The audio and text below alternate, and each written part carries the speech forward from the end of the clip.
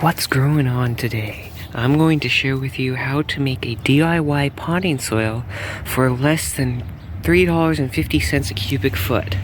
So what you start out with is a good garden soil. Yeah, you heard me right. You want a good bagged garden soil, not your own garden soil. I bought an expert gardener garden soil, a 2 cubic foot bag for only $5, and this is high quality stuff. This looks like about the same as the Miracle-Gro stuff does.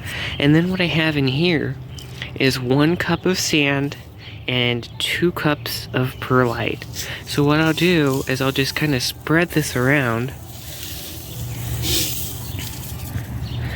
and that's what you have. And then what you do is you'll mix this around up in the pot, and I'll show you what that looks like here.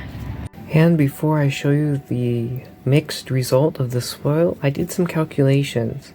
So the garden soil I bought was a 2 cubic foot bag for $4.98. So that comes out to $2.47 a cubic foot.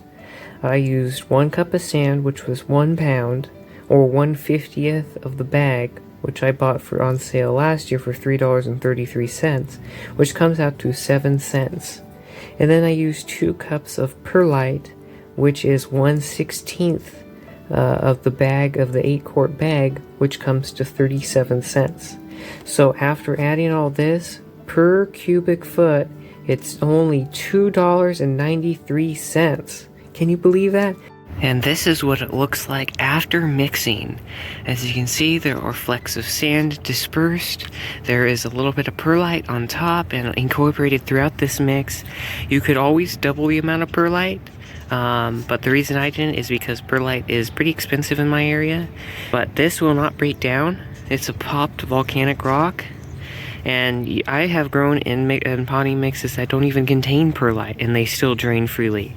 So the good reminder is just have a good, strong base of good garden soil, like this one from a Walmart.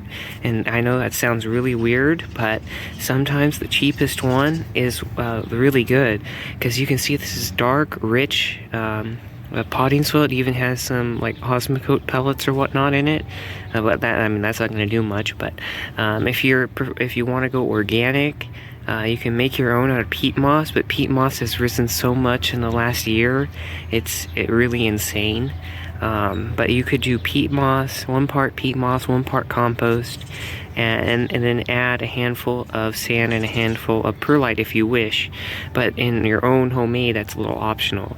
And really, I didn't even have to add the sand or the perlite, because this potting soil is a perfectly good potting soil. So if this garden soil rather was a perfectly good potting soil, so I could really have made this for less than $2.50 a cubic foot.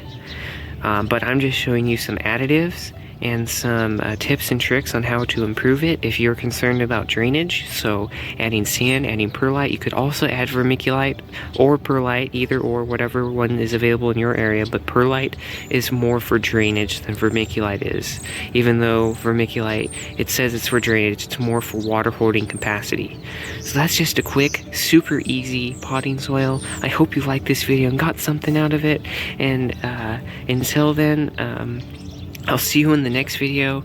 If you want to see more videos like this, where I show you some easy tips and tricks, I encourage you to subscribe to see more videos like this.